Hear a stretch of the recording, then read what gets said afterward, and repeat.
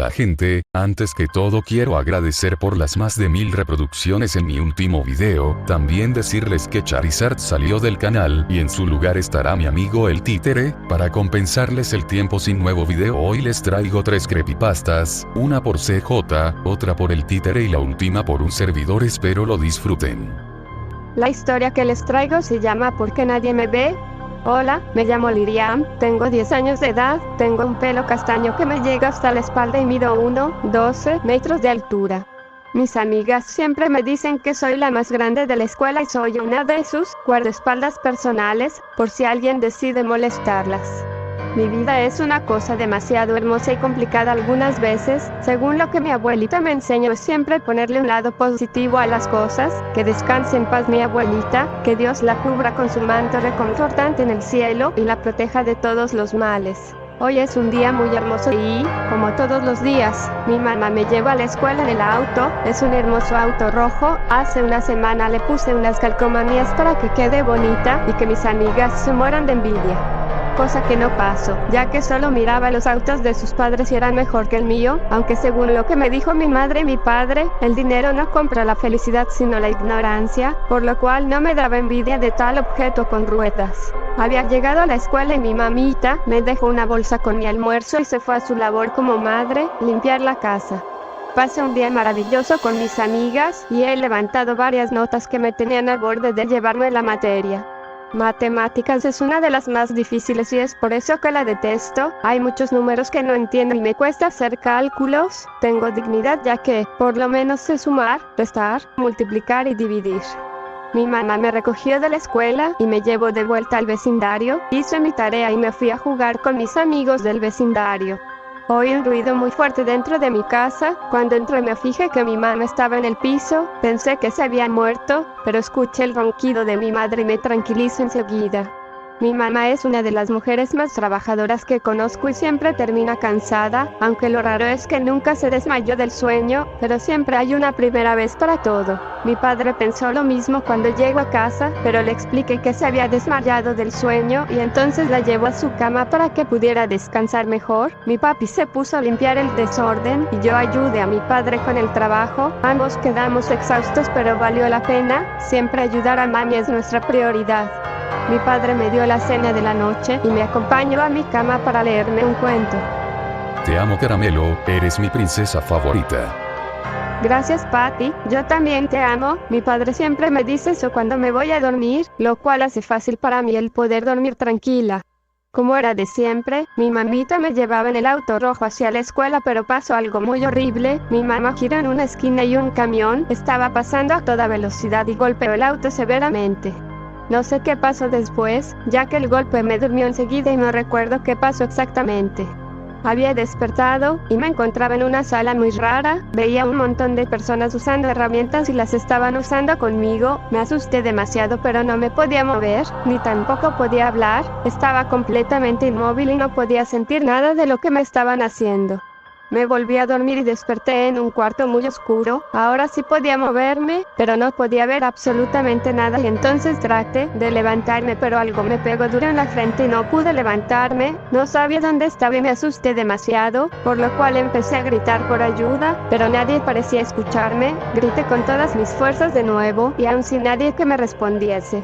En un momento escuché a varias personas hablando justo arriba de mi cabeza y abrieron una compuerta y me sacaron. Ellos al parecer no escuchaban lo que decía, ya que les preguntaba dónde estaba, pero ellos me ignoraban. En un momento veo que sacan un cuerpo todo pálido que se suponía estaba arriba mío, pero no lo había sentido, lo cual se me hacía muy extraño. Fui a buscar a mi mamá y a mi papá, pero no los encontré por ninguna parte. Trataba de pedir ayuda, pero nadie me escuchaba, nadie me prestaba atención y nadie se fijaba en una niña de 10 años. Por mis medios tuve que encontrar ropa para vestirme y así poder irme a casa. Se me hizo muy imposible llegar a mi casa ya que no recordaba un hospital cerca de nuestro vecindario, así que decidí tratar de buscar una dirección conocida del vecindario. Tuve mucha suerte, llegué a encontrar mi casita y al parecer había mucha gente entrando a mi casa. Pensé que iba a haber alguna fiesta, pero lo que encontré fue un montón de gente con ropa elegante negra. Parecían estar todos tristes y algunos lloraban por algo desconocido. Reconocí algunas caras como los padres de mis amigos del vecindario, y estaba mi abuelo, mi tío y mi tía con el mismo traje elegante negro, y le estaban llorando a una caja negra, de casi igual a mi tamaño, que tenía contorneado unas flores y unas velas, que suelen haber en las iglesias, y por supuesto mis padres. Ellos estaban llorando, trataba de hablarles pero ellos no respondían, y siguieron hasta que llegaron varios hombres, y cargaron la caja extraña y la llevaron a un auto largo y negro. Mis padres se subieron a nuestro auto rojo, yo también lo hice, pero no lo habían notado, lo cual se me hizo un poco molesto. Traté de hablar pero ellos seguían sin hablar. En un momento pensé en tocarlos, pero no sentía la necesidad de hacerlo. Siempre me dicen que si están tristes, que no los toque aunque quisiera. Se detuvieron en un lugar muy feo, era una clase de cementerio, donde suelen haber fantasmas según las caricaturas que yo veo. Seguía la multitud de gente que iba tras la caja negra. Habíamos llegado a un lugar muy abierto, era una especie de campo lleno de estas cosas que suelen haber en los cementerios. Después de que el sacerdote habló, todos fueron a ver la caja negra, que la habían abierto para la gente vea que había allí. En un momento pensé que iban a haber dulces, comida y bebida. Lo raro fue que las personas no les gustaba lo que veían en la caja, más bien, lloraban al mirarla. Eché un vistazo a la caja abierta, no lo podía creer. Después resumí todos los acontecimientos que habían pasado. Mis padres no me hablaban ni me escuchaban, nadie lo hacía, nadie me veía y ya sabía por qué. Lo que está en esa caja negra soy yo estoy en esa caja horrible, mi pelo luce horrible al igual que mi cara, me habían vestido igual que las otras personas, de negro. Ahora entiendo por qué nadie me ve y nadie me escucha. Yo ya no estoy viva, mi destino es quedarme sola por el resto de mi vida, sin mis amigos, padres, abuelos y tíos. Completamente abandonada en el mundo, invisible por las personas, solo una niña que ronda por todos lados sin saber a dónde ir a hacer. Pero mi gran pregunta es, ¿por qué tenía que pasarme a mí? Llegó el rey del terror, con las historias más terroríficas. La mía se llama El Ascensor. Todo ocurrió una cálida noche de verano, de esas en las que, aunque la temperatura es agradable e invita a dar un largo paseo bajo la luz de las farolas, da la sensación de que todo el mundo se ha puesto de acuerdo para encerrarse en casa. Eran, más o menos, las 2 de la madrugada. Había pasado varias horas vagueando ante el ordenador, así que decidí que era momento de estirar los músculos haciendo algo de ejercicio, bajando a la calle para tirar la basura y fumar un cigarro, por ejemplo. Me calcé unas zapatillas de deporte, me dirigí a la cocina, saqué la bolsa del cubo y le hice un par de nudos. Tras cerciorarme de que no olvidaba llaves, mechero ni tabaco, cerré la puerta del piso y me dirigí escaleras abajo. Habría podido elegir tomar el ascensor, pero, teniendo en cuenta que a esos cacharros les suele dar por pararse de golpe, habría sido un error quedarme encerrado dentro con la única compañía de una maloliente bolsa de basura. Recorrí los pocos metros que separaban mi portal de los contenedores, disfrutando del ambiente de soledad que reinaba en mi calle, unido a la tenue iluminación y la invisible caricia procedente del asfalto caliente bajo mis pies. Tras meter la bolsa en uno de los cubos, volví a mi portal y, antes de entrar, encendí un cigarrillo, disfrutando de cada calada, mientras oía en la distancia el sonido de ambulancias y coches acelerando. La banda sonora que suena de fondo cada noche en la gran ciudad que es Madrid. Mientras daba buena cuenta de mi cigarro, eché un ojo al gran edificio de viviendas que esperaba mi regreso. Un bloque levantado a finales de los años 60, con paredes de ladrillo rojizo, 6 alturas y una planta de garaje bajo sus cimientos, similar a los cientos de edificios que, en aquella época, el Ministerio de Vivienda construyó en toda España. Junto al portal, aún se conservaba la placa que daba fe de ello. Mis padres fueron los primeros dueños de la casa. Tras el paso de los años, su afán ahorrador les permitió hacerse con un chalet en las afueras, por lo que yo, siendo hijo único, tuve la suerte de pasar a ser el dueño, y único habitante, de la vivienda. Cuando acabé el cigarrillo, tiré la colilla al suelo y entré en el portal. Por un momento, pensé en subir andando hasta el 5º piso, donde vivo, pero la vagancia pudo más, así que llamé al ascensor. Cuando este llegó a la planta baja, entré en el habitáculo. Una de las curiosidades que tenía aquel edificio era dicho ascensor. No todos los bloques de viviendas de la época contaban con uno, y se consideraba una mezcla de lujo y suerte el poder llegar a casa en uno de estos chismes cuando se levantó el edificio. Esto hacía que la estructura fuese algo vieja. Sus paredes, sus espejos y su cuadro de botones tenían más de 50 años. Lo que más me llamaba la atención de este último detalle era el correspondiente al garaje. Había un botón para cada piso, excepto para el sótano, en cuyo lugar había una cerradura. Todos los vecinos teníamos copia de la llave. El motivo era, según los constructores, evitar que el cálido garaje se llenase de mendigos por las noches. Miré aquella cerradura con curiosidad. Aquella vieja cerradura. Entonces, una idea se me pasó por la cabeza. En lugar de pulsar el botón del 5.º piso, eché mano al manojo de llaves que había en mi bolsillo e introduje la llave correspondiente. Para acceder al sótano, había que girar la llave hacia la izquierda, pero, ¿qué ocurriría si la giraba hacia la derecha? Hice la prueba. Nada. La cerradura hacía tope, como era de esperar. Cabezota de mí, volví a intentarlo, girando con más fuerza. Con mucha más fuerza. En ese momento, de forma inesperada, la cerradura se dio, poniendo el ascensor en marcha. Sorprendido ante aquello, fijé los ojos en el indicador luminoso. Mientras el ascensor descendía, aquel paso de mostrar un 0 a mostrar un -1. Pero, llegado a este piso, el ascensor no se detuvo. Durante casi un minuto, el trasto continuó bajando, traqueteando y rugiendo como de costumbre. El indicador luminoso mostraba 2 guiones intermitentes. Entonces, de repente, el ascensor se detuvo y su puerta se abrió. Ante mis ojos se extendía un largo y estrecho pasillo, apenas más ancho que el propio ascensor. La iluminación procedente del interior de este no bastaba para iluminar aquel pasillo, que era engullido por una tenebrosa oscuridad, y no se apreciaban escaleras que llegasen allí desde un piso superior. «Hola». Mi voz retumbó por las paredes y desapareció en el oscuro espacio. A pesar de que la situación me imponía algo de respeto, la curiosidad ante el nuevo sótano recién descubierto pudo más.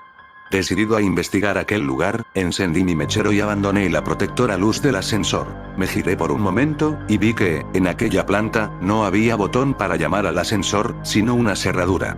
Mosqueado, continué avanzando hacia la oscuridad. El ambiente era denso y húmedo, acompañado de una ligera fetidez. A unos 20 metros, el pasillo torcía hacia la derecha, desembocando en una galería a la que daban varias puertas, como en las cárceles que salen en las películas. Algunas puertas estaban cerradas y otras abiertas, y el suelo estaba lleno de polvo, cristales rotos y otros objetos. La mugre que invadía el lugar me disuadió de palpar la pared en busca de interruptores de luz, por lo que confié en la pequeña llama que portaba en mi mano. Al internarme en la galería, me agaché y acerqué mi mechero al suelo para examinar con más detalle qué eran aquellos pequeños bultos que pisaba irremediablemente a cada paso. Descubrí jeringuillas, trozos de probetas, piezas de rompecabezas infantiles, muñecas. Aquello resultaba de lo más tétrico. Me incorporé nuevamente, disponiéndome a analizar las pequeñas dependencias que rodeaban la galería. Uno de los detalles que percibí fue la falta de ventilación o iluminación exterior. Aunque era noche cerrada, no había rastro de salidas al exterior por las que se colase la luz de las farolas, ni ninguna corriente de aire que hiciese vibrar a la llama de mi mechero. Aquel era un lugar completamente cerrado, y a saber a cuántos metros bajo tierra me encontraba en aquel momento. Recorrí varias de las salitas, y vi que todas tenían elementos en común. Pequeños, anticuados y oxidados camastros, mesitas y sillas. Y material médico. El lugar estaba infestado de gasas, correas, pastillas desperdigadas por el suelo. Aquello parecía un hospital en miniatura. Un hospital antiguo y fantasmagórico, detenido en una época pasada, en el que la acumulación de polvo es el único indicador del paso del tiempo. Aún me arrepiento de entrar en una de aquellas dependencias. La luz del mechero mostraba, sobre el mugriento colchón, un bulto del tamaño de un ser humano, envuelto en ropa de hospital. Me acerqué sigilosamente, temiendo lo peor, y arrimé el mechero al gran objeto. El aumento de luz mostró una escena horripilante. Rodeado de heces y manchas de orina, se mostraba ante mí un cadáver humano en posición fetal que me daba la espalda. El hedor era insoportable. Reprimí una arcada mientras permanecía en cuclillas, ante aquella dantesca escena. De repente, el terror invadió mi cuerpo. Aquel cuerpo se giró de forma brusca y, lo que en principio había clasificado como humano, mostró ser algo diferente, indefinido e indescriptible. El cuerpo de aquel ser estaba cubierto de llagas y heridas. En lugar manos y pies, sus extremidades se encontraban rematadas por muñones violáceos, y extrañas deformidades y bultos recorrían su tronco, dándole un aspecto monstruoso. Pero lo peor era su rostro. Sus ojos, grandes e inyectados en sangre, estaban protegidos por unos párpados abultados y sin pestañas. En lugar de pelo, su cabeza poseía infinidad de cicatrices y grapas que partían desde sus pobladas cejas y sienes y se perdían hacia su nuca. Sus orejas, irregulares y enormes, no mostraban pliegue alguno, tocando al ser de un aspecto simiesco. Tampoco poseía nariz, y de sus orificios nasales surgían 2 hilos de sangre reseca. Rematando aquel cuadro tan desagradable, se encontraba su boca. Un orificio de comisuras agrietadas, sin labios, de cuyo interior carente de dientes y lengua, provenía el peor olor a podrido que he percibido en mi vida. Sus ojos se fijaron en los míos, y de su garganta surgió un bramido gutural, ronco y a la vez potente. Grité. Grité con todas mis fuerzas y mi voz se entremezcló con la del monstruo. Teniendo en cuenta la postura en la que me encontraba, caí de espaldas sobre el mugriento suelo, y el mechero se escapó de mi mano, dejando el lugar en la más absoluta oscuridad. Mientras palpaba el suelo en busca del mechero, oí cómo crujían los muelles del colchón y, antes de que pudiese reaccionar, aquel despojo se me echó encima, lanzando una vez más su aterrador alarido. Sentí su aliento contra mi rostro, mientras apestosa saliva caía sobre mi frente, y un escalofrío me recorría de arriba a abajo. Cejé en mi empeño de hacerme con el mechero y pataleé con todas mis fuerzas, tratando de zafarme del horripilante ser. Me arrastré unos metros hacia atrás, me levanté y salí de la estancia, a oscuras, tratando de recordar la disposición de aquella planta, temiendo tropezar o dar de bruces con alguna de las paredes. Mientras huía en dirección al ascensor, pude oír cómo aquello se arrastraba entre los cristales rotos del suelo, siguiendo mis pasos. Llegué al pasillo y sentí que volvía a la vida cuando me invadió la luz encendida del ascensor abierto. Entré, pulsé el botón del 5.º piso y, lleno de impaciencia y pavor, esperé a que la puerta se cerrase y el ascensor se pusiese en marcha. Sin embargo, el aparato no obedecía mis órdenes. Aunque el botón del 5.º piso estaba encendido, la puerta no se cerraba. Y el crujir de cristales se oía cada vez más cerca. Me di media vuelta.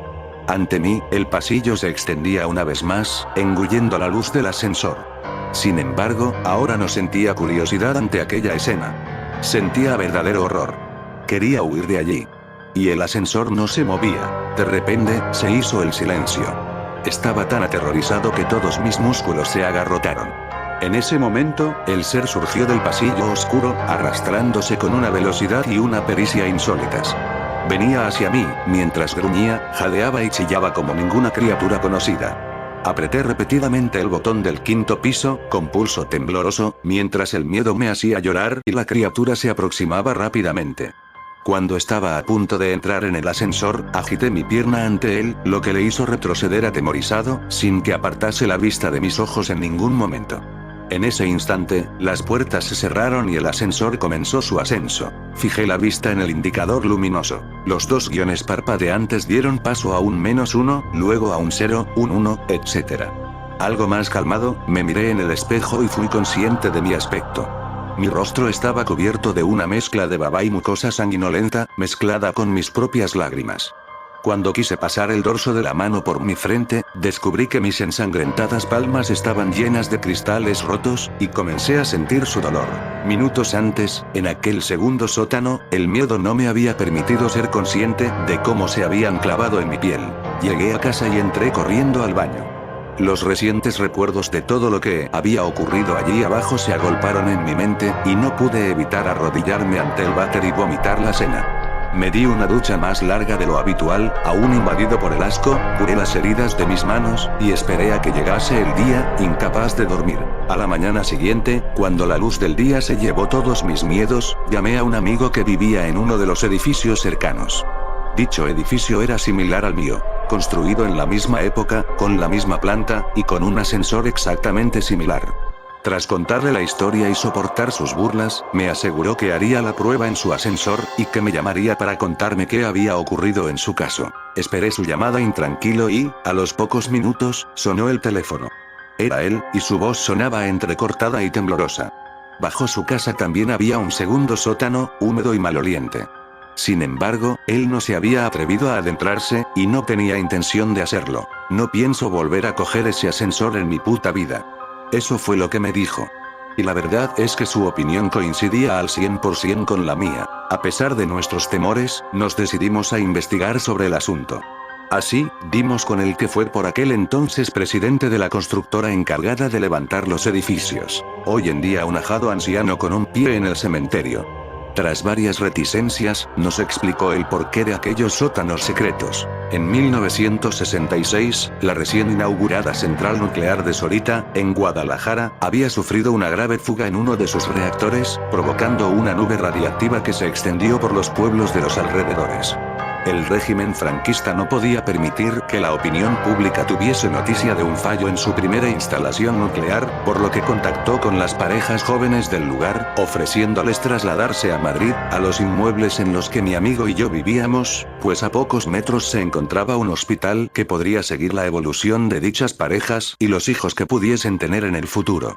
Para disimular aún más la situación, vendieron algunas de las viviendas a gente corriente que no tenía nada que ver con el incidente, como mis padres, o los padres de mi amigo, por ejemplo. Sin embargo, la intención del régimen era muy distinta. Conocedores de las secuelas que la nube radiactiva tendría en esta gente, vigilaron cada nuevo embarazo que se produjo entre ellos, supervisando su evolución y haciendo desaparecer a todos aquellos recién nacidos que sufriesen graves malformaciones. Aprovechaban la tranquilidad de la noche, para, haciéndose pasar por encargados de mudanzas, llevar a los bebés a su nuevo hogar. Aquellos sótanos, por otra parte, eran el lugar perfecto para realizar investigaciones sobre los niños, pues nadie sabía de su existencia. El propio mecanismo de los ascensores se había mantenido en secreto, recayendo la tarea de llevar a cabo revisiones y reparaciones entre técnicos elegidos por el propio régimen. Y una trampilla que solo se abría cuando el ascensor sobrepasaba el garaje, ocultaba el segundo sótano a quien hubiese podido asomarse al hueco. Sin embargo, tras la muerte del dictador Francisco Franco, se canceló aquel proyecto. Tratando de arrojar tierra sobre el asunto, los sujetos en experimentación fueron sacrificados, y toda documentación relativa al proyecto fue destruida. Casi todos los cabos quedaron atados. ¿Cómo que casi todos los cabos? Preguntamos mi amigo y yo a aquel hombre. Sí, dijo él. Resulta que, una vez, aprovechando el revuelo de los últimos días, mientras todo el mundo corría arriba y abajo tratando de hacer desaparecer pruebas y evidencias, uno de los niños desapareció sin dejar rastro, y nadie más volvió a saber de él. Mi amigo y yo nos miramos, aterrados. Nos despedimos del viejo y volvimos a nuestras casas. Y desde entonces, no he vuelto a subirme a un ascensor. Y, por si a alguien le interesa, vendo mi casa. Es un 5º piso, muy luminoso. Y, además, tiene ascensor y garaje. Mi historia se titula, Yo solía no tener miedo. Yo solía no tener miedo, las películas de terror generalmente nunca me asustaban. Ni los libros de terror.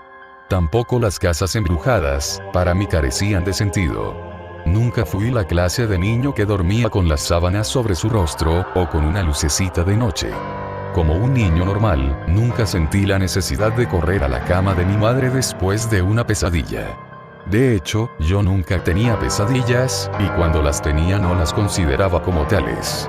Toda mi vida estuve viviendo en una burbuja blanda que me protegía de todo lo que me pudiera hacerme daño, así que ¿por qué tendría que tener miedo? Hasta este momento no tenía razones para sentirlo, lo veía como una cosa de niñatos, infantil. Pero claro, ya no siento eso. Te escribo este mensaje porque es muy tarde para que yo me salve, así que perdóname que mi mensaje sea largo, quiero disfrutar lo poquito de vida que me queda, moriré cuando termine de escribir. Todo empezó por lo que yo trataba como un virus.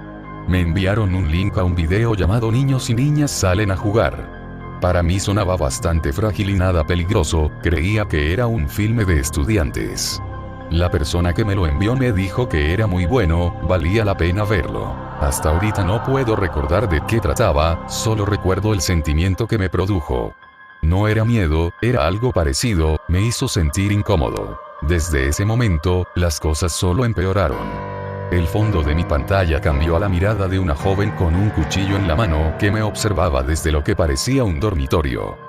Desde entonces, de mi computadora salían risas, ruidos, toda clase de alaridos extraños. Aunque el sonido estuviera apagado, era inevitable. Empezaron a saltar lo que ustedes llaman screamers en mi pantalla, pero no se iban. Eran imágenes muy reales, sus ojos podridos, su piel corrugada. Hoy olvidaba algo más, de mi computadora salía un olor a muerte, era horrible. Pensé que me estaba volviendo loco, ¿qué más sería? Así que me compré una nueva computadora. Todo estuvo bien por un tiempo, viví normalmente durante 1 o 2 meses. Después todo fue como antes, las voces y los gritos volvieron, pero con toda su fuerza, a toda potencia. Nunca se me pasó por la mente que ese video pudiese haberme causado eso. No lo pensé ni por una milésima de segundo. Estaba al final del camino, empecé a empacar y desconecté la computadora. Pensaba que unas vacaciones lo calmarían todo. Hace unos minutos me di cuenta que no sería así. La luz se fue y me puse a buscar una linterna. Cuando crucé por la sala vi que algo aún emitía luz. La computadora. Esa maldita computadora estaba prendida, yo la había desconectado. La mujer del fondo de pantalla se movía tambaleándose hacia mí. Me acerqué a la computadora, como hipnotizado. Cuando me senté, la figura empezó a podrirse y lentamente desapareció. Mi fondo de pantalla volvió a la normalidad, pero yo sabía que aún no había acabado. Sabía que aún quedaba algo más. Sin querer vi mi reflejo en la poca luz de la pantalla y atrás de mí, vi a la mujer con un cuchillo ensangrentado. Fue algo rápido, un destello de luz. Sé que no ha acabado, así que decidí venir aquí. Sé que a todos ustedes les gusta ser asustados, ¿no? Tomen mi consejo, el consejo de alguien que acaba de conocer el miedo. No siempre es diversión, ni mucho menos un juego. Pero claro, nunca me creerías porque deberías creerme. Hay un problema, no he sido completamente honesto contigo. No había ningún video, era una historia lo que yo leí, una historia muy parecida a esta, con algunas diferencias y quizás con una mejor narración. Sé que a ustedes les gusta una historia que les dé un buen susto, tal vez por eso empezaste a leer la mía, ¿no? Ahora que has leído mi historia, compartirás mi destino. Lo siento, sé que es injusto y cruel. Pero tiene que ser hecho de esta forma. Solo quiero darte un alivio, decirte que yo seré el hombre que estará en el fondo de tu pantalla. Como sé que todo esto es demasiado injusto para ti, trataré que no sufras tanto. Pero no te prometo nada, después de todo nunca he matado a nadie. No sé la forma más práctica de hacerlo.